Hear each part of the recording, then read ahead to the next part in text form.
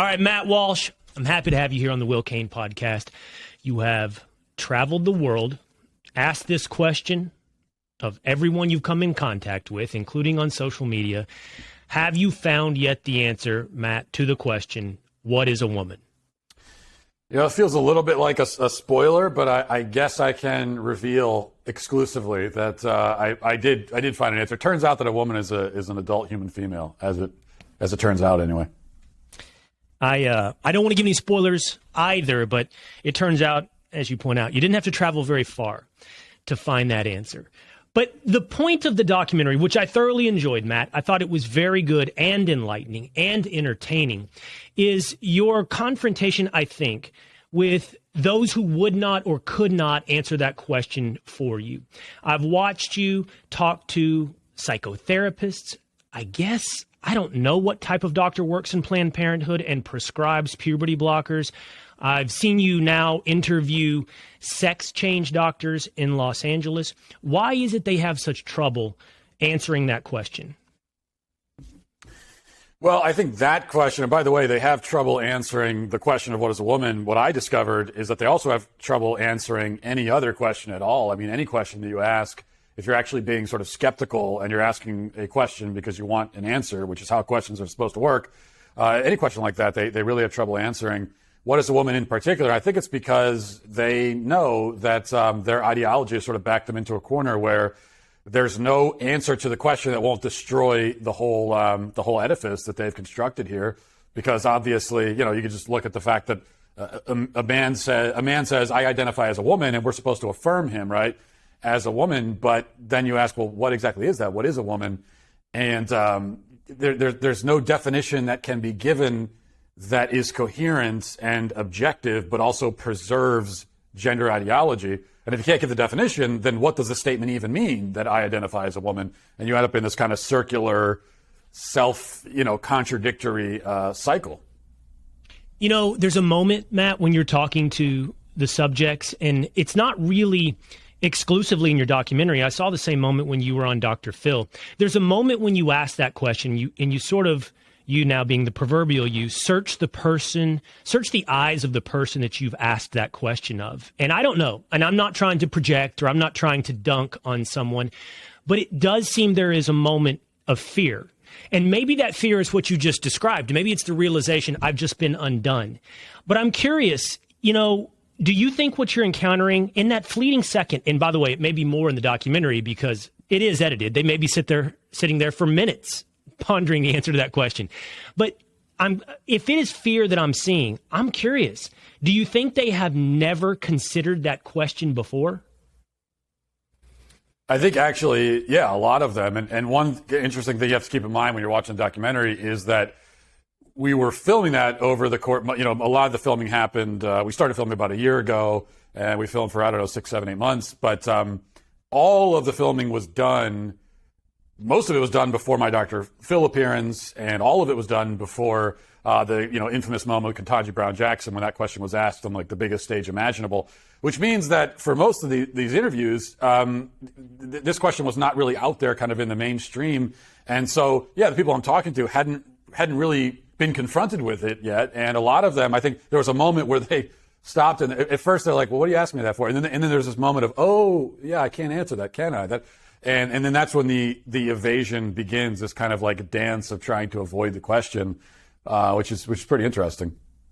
Can I ask you, I want to ask you about some of the stuff that goes on behind the scenes. I want to talk more about the philosophy of gender ideology, which is the important part of this conversation. But as someone who also creates content for a living and does so both live and on tape, I'm really fascinated by both how you booked these interviews and what happens during the interview. I heard during your interview with the gender theory professor, and I can't remember what school or university where he taught, but I remember during that interview he said to you, "Oh, I saw that on the list of questions that you submitted, and I was excited to answer that question."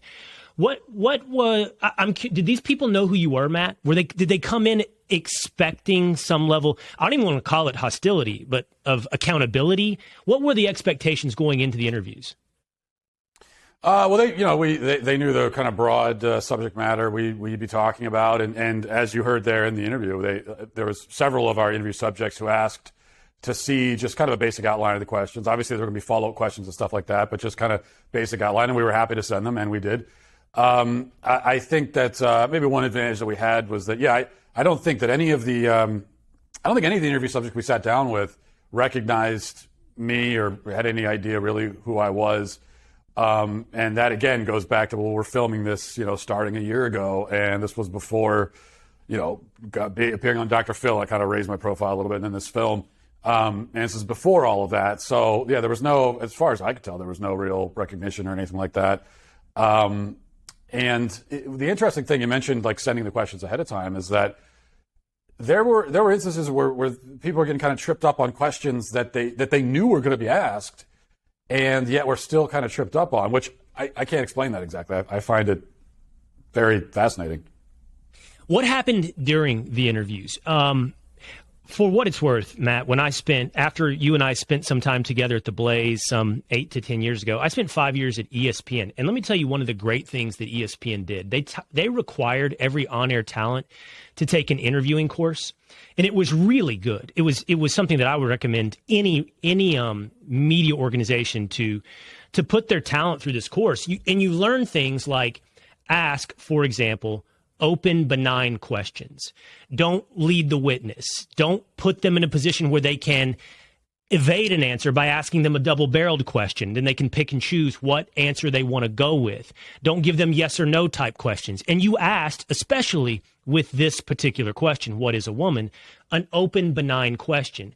And it's amazing what that does to an interviewee. It really often, and not just with this question, spins people out of control. And I'm curious what happened during the interview, because most of the questions I saw during the documentary were in that spirit, open and benign, not a harsh cross-examination, not argumentative, not a debate, at least what was in the documentary, at least what made the cut. So I'm curious what happened during the interview. I know during one of them, the congressman cut the interview short, but how did most of the interviewees react? I think that things got actually pretty tense early on in the interviews, just on the strength of exactly what you're talking about, these kind of open, what would seem like rather benign questions. And that's another thing that I wasn't quite expecting. Now, I knew that the question, what is a woman, is a real stumper for people that are proponents of gender ideology. And so I was expecting, that they'd be stumped on that. But what I found is that really much earlier than that, if you just ask basic questions, I think it's more, in fact, in one of the interviews, I think it was the professor, he said something about, well, it's your tone. He was disturbed by my tone in the interview, even though my tone was, I think, very, baseline kind of just neutral. But it was clear that I was it's a real question. I actually want an answer out of you, and I don't want just like a talking point. And I think that's what threw them for a loop. And I also found the questions are important, but also, silence is very powerful. Just like let them give an answer, ask your question, they give an answer, and don't say anything at first. Because then they'll kind of keep talking, and that's what I really want. I don't want the first sentence that you give me, because that's the talking point, right? I want give me some more. Let's flesh this out a little bit, and that's when I found things kind of spin off the rails a little bit, or in a follow-up question. I mean, the answer to what is a woman that we got from pretty much everybody, some version of it was always, a woman is anyone who identifies as a woman. And they kind of want to leave it at that. But then the follow-up is, well, identifies as what? What is that thing that they're identifying as? What does that mean? And once you start bearing down a little bit more and trying to actually get to the substance of this, that's when I think it all kind of falls apart. Well, you're absolutely right about silence, by the way.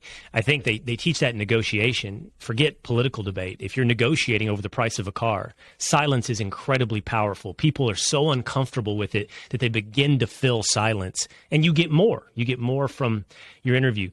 And I know I can almost hear you asking yourself how much to give for the sake of spoilers. I'll just say everyone listening should absolutely go watch What is a Woman. It is entertaining, it is enlightening. So I'll let you still kind of balance and weigh that debate when I ask you this, but the congressman, Tanaka, walked out, did anyone else end the interview early? I saw the professor threaten to. Did anyone else end the conversation prematurely? The professor did end up at a certain point. He got up and just had enough of it. But we had got to the final question of what is a woman. So at that point, we got to the final question. The congressman was the only one that skipped out of there before we could even get to the final question, which is why I had to ask it as he was walking out. And we got that great answer from his aide, who was standing over my shoulder the whole time, by the way, who said you're never going to find out, which is just always a fantastic answer. And then we talked to a so-called gender affirming pediatrician who also threatened to walk out but didn't. And that's the other thing I discovered. It's kind of like this psychological thing too, where people are really uncomfortable leaving situations. Like they don't want to get up and leave.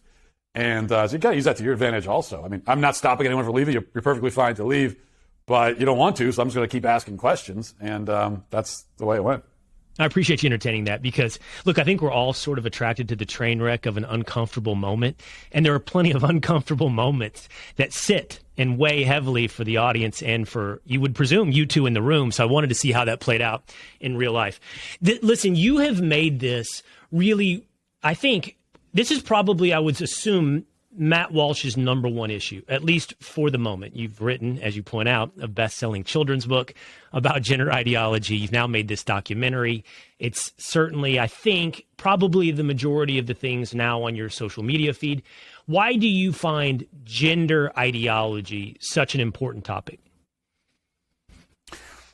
Because there's a few things. One is that it's almost like I didn't really choose it. I think the left and the cultural powers that be, the institutions, have chosen this as their top priority, culturally anyway, their number one project.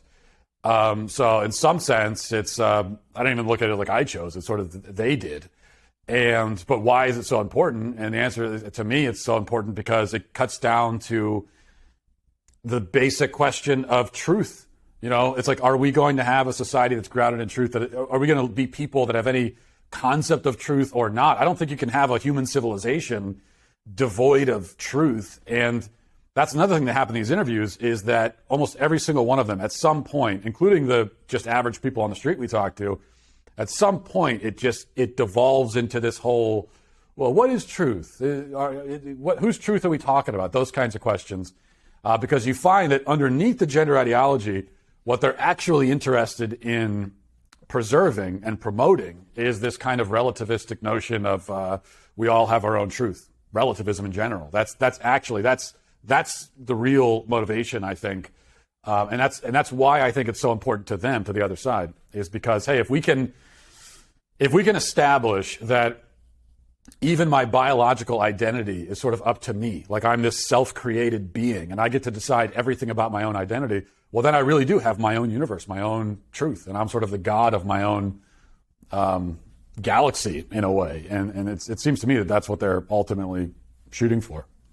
For what it's worth, I mean, I share your sentiment that this issue is one of the most important that we face, if not the most important, one of the most important issues we face as a culture.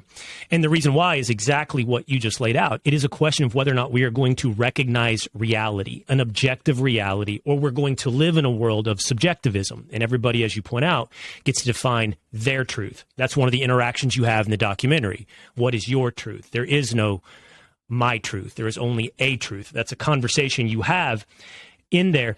You just said something fascinating. You think that in the end is at the top of the agenda. Gender ideology is just a pathway into denying truth and reality.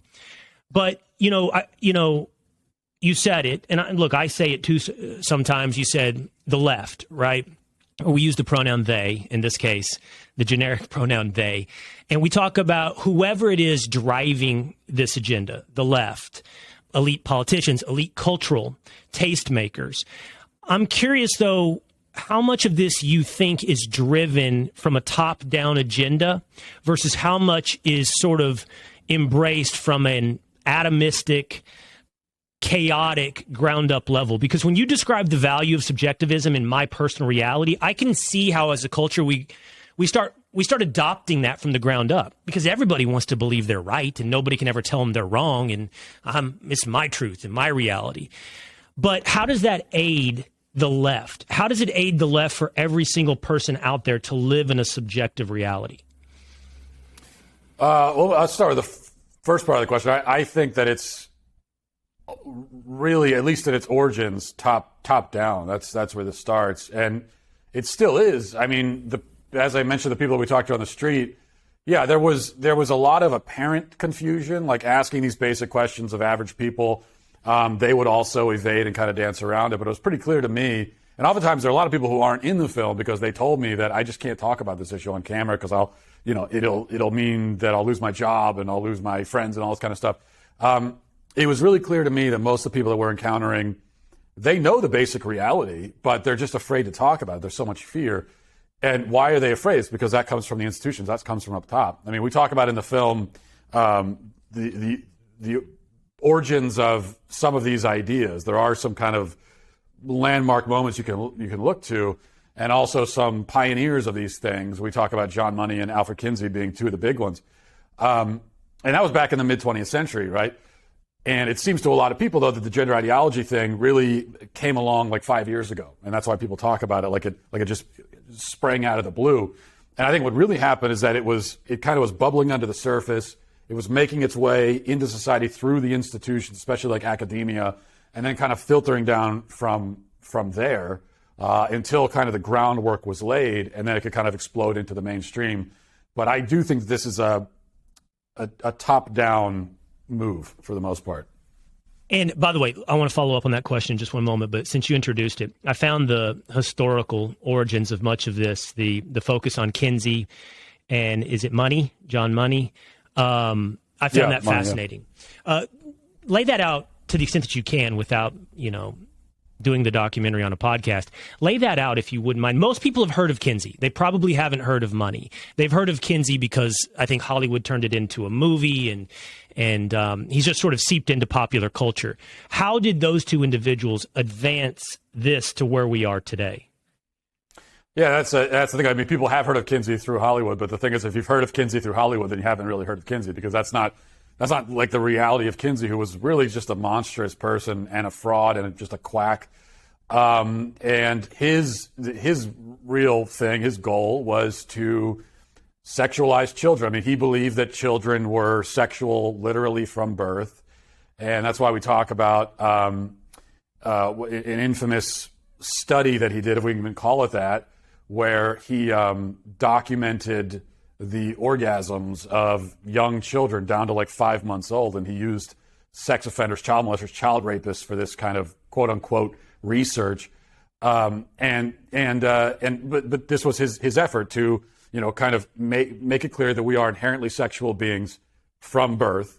And then you have Kinsey, okay, you have him there, and then we have John Money, who now we're going over into the gender side of it, and he was one of the first people to come up with this idea that gender is something that people have. And people don't realize that before guys like Money, nobody talked about gender among people.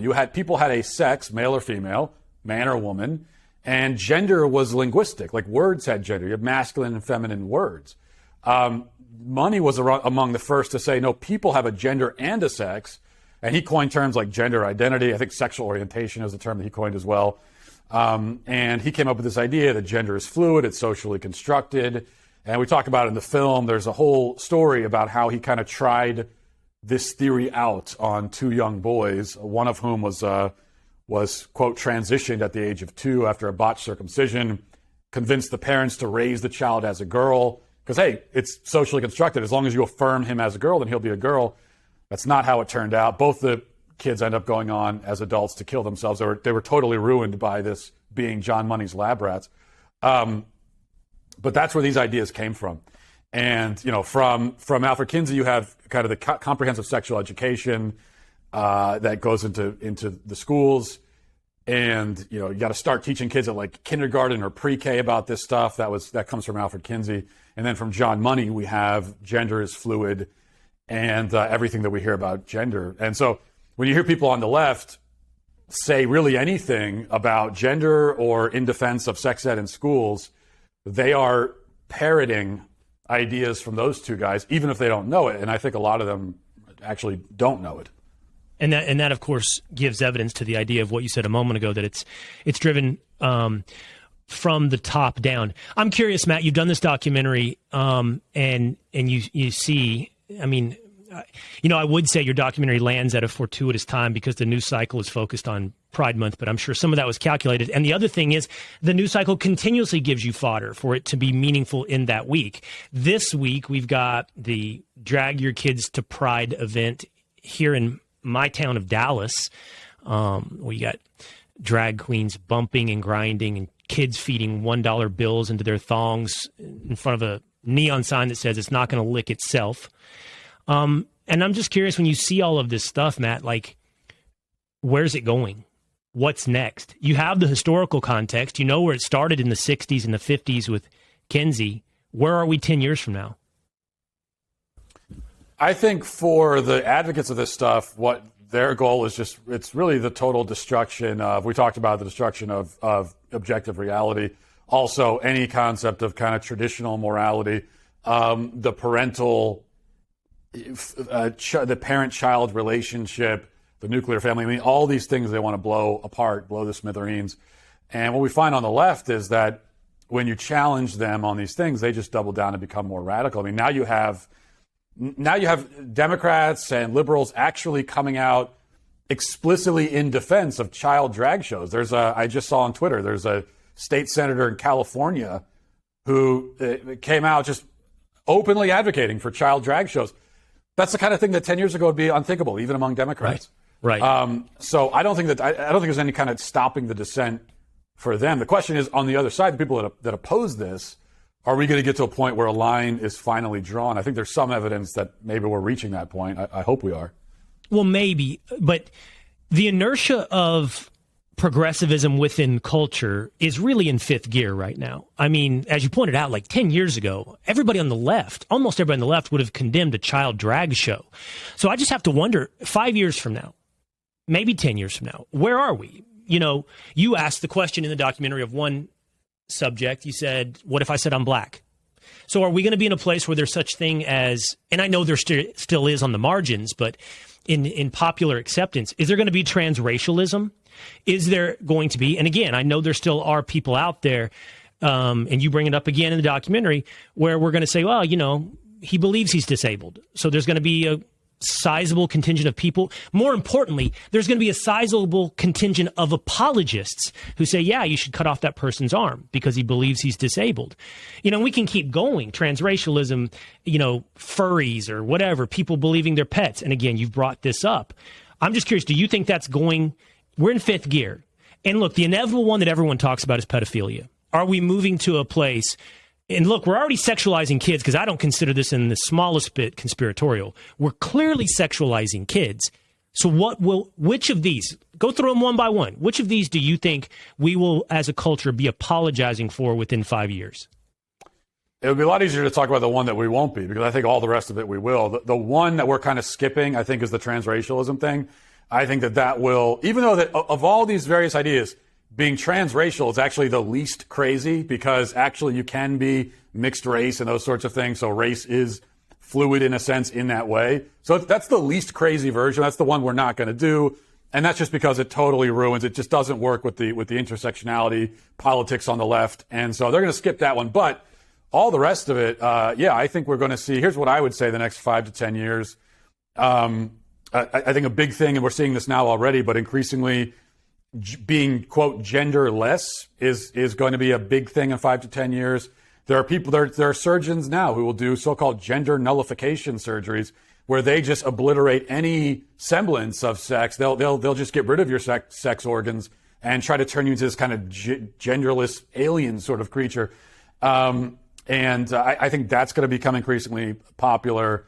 I think this proliferation of like made up pronouns, ze and zer and zem, that is more and more popular, especially among the younger kids on TikTok and everything. I think we're going to see a lot more of that. Trans species, you talk about furries. This is already starting to bubble up and become more of a trend among young kids. So I think all of that is absolutely on the table. And the the final kind of acceptance and defense of pedophilia, of sexual abuse of children, I think is also, we're basically already there with the child drag show stuff. It's just a matter of how explicit and open are they going to be about it. And I think eventually, and not too long from now, we're gonna get there. I asked that question on Twitter this week, like, what is our line? As individuals, as parents, and as a culture, once you have your child stuffing dollar bills into a stripper's, and I honestly don't care if it's a female stripper or a drag stripper, once you have your 8-year-old stuffing dollar bills into a stripper's thong, you really have to ask yourself and look in the mirror, what is my line? Like, when will I stop?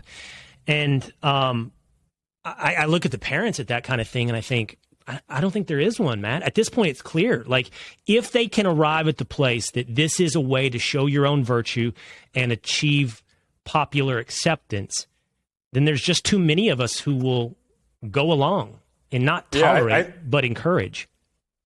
I think with the drag thing in particular, I mean, the interesting thing is to think of it this way. I mean, drag it's a form of burlesque performance. That's what it is. It's burlesque for men who are cross-dressing. Well, okay, let's just imagine for a second, keep everything the same, and let's just imagine that the men who are dressed as women actually are women. So these are female burlesque performers, like what you would find in Las Vegas or something. And there were kids involved giving dollar bills out. Everybody would agree that's wildly inappropriate. Of course you don't involve kids in that. And yet if you make the performers male, all of a sudden it's okay. It just doesn't make any sense at all. But I guess that's kind of the theme that we come back to. It's just what they're saying doesn't make any sense. Well, what's the handrail of sanity? Like, what do you grab to? What insulates the American culture? I don't know if there's anything that insulates us. I think that we can talk about insulating. One thing that we can do to try to rescue our kids and eventually society is to try to insulate our kids more than we are from a lot of this stuff. And some of that means like, hey, maybe don't give your 10-year-old daughter or son a phone with unlimited, unregulated internet access where they could be exposed to all this stuff and there's no way for you to control it. But I do think broadly for like society, I even though, as you say, we're in fifth gear and the momentum isn't on our side right now, I do think that long term, this is a winnable battle, gender ideology in particular, because as we discovered while we were doing the film, it just wilts away and falls apart under the slightest scrutiny. And the only way that it continues to have this kind of dominance is that the people who know better refuse to say anything and refuse to ask the question. So we just have to get the normal, sane, rational people. I don't care if you call yourself conservative or not. Normal, sane, rational. You understand the difference between man and woman. We need to get everyone in that crowd to just stand up and draw that line and say, this is too far. Reality matters, truth matters, and that's it. You know, I have a couple more places, Matt, I want to go through really quickly. But look, I remember this from knowing you, again, I think almost a decade ago. But also I keep up with your work. And I also saw Jason Whitlock offer this friendly, constructive criticism of the documentary, wherein he said, you didn't bring faith into the documentary. I know, by the way, that's a huge part of your life and your worldview and your analysis of most things. But I actually agree with your choice to not tell this story through the lens of theology or faith because of what you just described, because you want to appeal to as many people as possible and make a rational, logical argument. And look, Matt, in the past, I have over-indexed in that direction. If I'm being self-critical and self-aware, I think I would have said my analysis of most of the world has over-indexed on a logical basis. I have to think that ultimately our only insulator is faith, because I don't know, and this isn't a criticism of the documentary, because I think you did it the right way, because if you had done it theologically, you could have been too easily dismissed. But ultimately, as a culture, I don't know if we can appeal to sanity and reality. We should, don't get me wrong, we should, but I just see too many would-be intelligent people willing to divorce themselves from those things, and I just don't know if there's any other salvation. And look, my audience knows this. I'm a work in progress when it comes to faith. I mean, as we all are. But I don't know, Matt, if there is any salvation to this type of, I've seen Jesse Kelly say this. You may have said this. This is Sodom and Gomorrah level stuff to sexualize kids. I don't know if there's any salvation outside of reaching for faith. I think it's not a either or. I think it's kind of a and also situation because I agree with everything that you're saying, of course, as a person of faith myself. But I don't think we have to choose between truth and faith, truth and God. I think that these all lead in the same direction, which is one of the reasons why, as you pointed out in this film, we didn't end on a theological argument. We just wanted to appeal to the basic reality, the truth. And I think that truth ultimately all points in that direction to the ultimate truth, the divine truth. And so if you can get people kind of on the road, then at least that's a little bit of progress.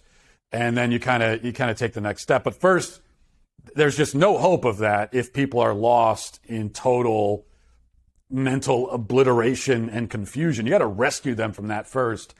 And one way to do that is you cannot give them any easy outs. And that's a big reason why we didn't end on a Bible quote or something like that. Because if we had done that, then it just becomes the left can say, oh, you see, it's nothing but this is just Christian. It's just religious. You have to be religious to disagree with us. And that's the escape hatch that I think they would have loved to have. We don't want to give them that. But once you can get people out of the confusion, and now it's time to take the next steps. I mean, that's why this documentary is only 90 minutes. You can only do so much in 90 minutes. This is one part of the battle, but there's a lot more to be done, obviously. Okay, just a few more places. Do you think look? I know the Daily Wire is targeting young people and young conservatives righteously. Do you think in making this argument, in all the arguments you made, I'm curious how you see your project.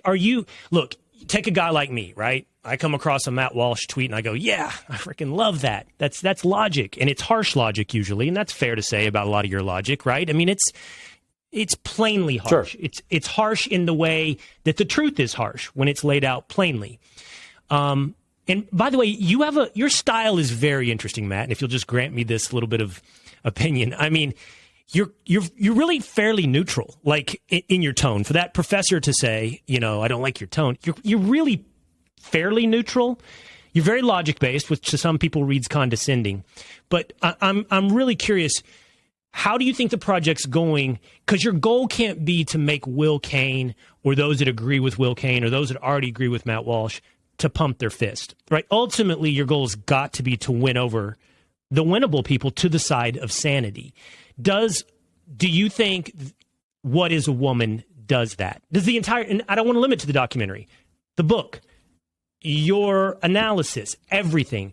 And I'll throw myself in that as well. I mean, am I doing it? Are we winning over those who can be won to the side of sanity, or are we simply preaching to the choir? I think slowly but surely we are, but this is a long term. It's not something that's going to happen overnight. You're also not going to produce one piece of content, whether it's a film or a podcast or a book or anything, and just, the battle's won, right? I mean, we got to this point right now in our culture through the course of generations, and so logically to get out of it, probably going to take generations as well. And we also know that the momentum, as we talked about, is not on our side, and that's generational. That's true generationally as well. I mean, there's been you look at the increase in trans identification in the youngest generation as opposed to the old. It's like a 10 or 20-fold increase. Right. And there's every reason to think that momentum will kind of continue for a while, but we could slow it down.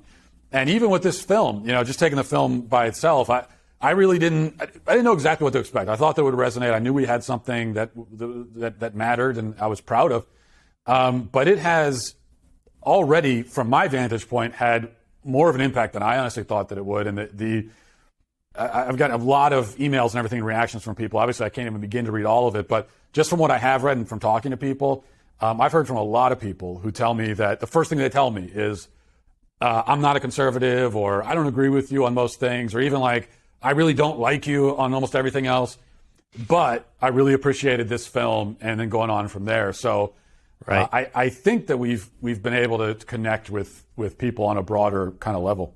I should say, by the way, you're harsh, but somehow you're also fairly comedic. I mean, in the documentary, you have pulled off somehow those two qualities in a way that I don't know that I can name another person. And In fact, I'm sitting here wondering, like, were you purposefully comedic, or is it just part of your personality? But I'm not going to have you self-analyze there unless you want to. I'm going to end with this question because we begin with philosophy. I want to end with sort of the philosophy behind this and the question I left sort of dangling. I agree with you that it's top-down driven agenda. So what serves the left, for lack of a better term? What serves those pushing this agenda down to have everyone at the ground level living in their own individual reality? What does that chaos allow? Greater control, greater manipulation? If everybody's out there living in their own truth, what does that do for those pushing it from the top? I do think it gives greater control and manipulation to the institutions, because one of the things that it does is it fractures and separates people from their families, from their communities. Like I was saying before, it kind of, on the left, it seems like there's this project of just destruction of everything, just destroy the family, the parental child bond, religions, the churches, all of that. And if we're all in our own universes, then naturally it's like everything. It's like two stars are not existing in the same solar system. They are perpetually being flown apart from one another. And so I think that's kind of part of the advantage of getting everybody in their own little universes. And the other thing is when people live their lives that way, they are more easily manipulated, because then it's all about, they often tend to be driven by kind of base instincts, and they're pursuing pleasure above everything else. It's like everything is very me focused. What makes me happy right now in the moment? Nobody else matters. And when you live your life that way, then once again, you're very easy to manipulate. It's like a Brave New World. I mean, you go back to this dystopian novels of the 20th century, and you see a lot of insight into that, how people, when they get away from morality, when they don't have connections with their families anymore, when they're very me-focused, self-centered, looking back within themselves, it becomes easy to kind of control them like sheep. And I think that's what we're seeing.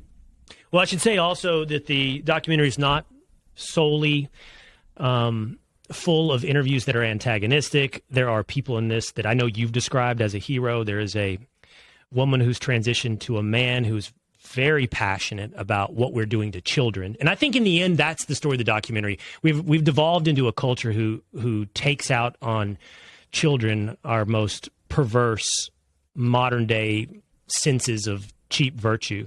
And you also talk to a psychiatrist who's, I would have to think, alone, or not alone, but a minority voice of sanity within that profession. So it's great. What is a Woman? Where can folks find it, Matt? You can go to whatisawoman.com or go to dailywire.com. They take you to the same place, and sign up for a membership and watch the film. All right, Matt. I've enjoyed talking to you again. It's been a long time, but thanks for breaking down the documentary and catching up today. Yeah, I enjoyed it. Thanks a lot. I appreciate it. All right, take care.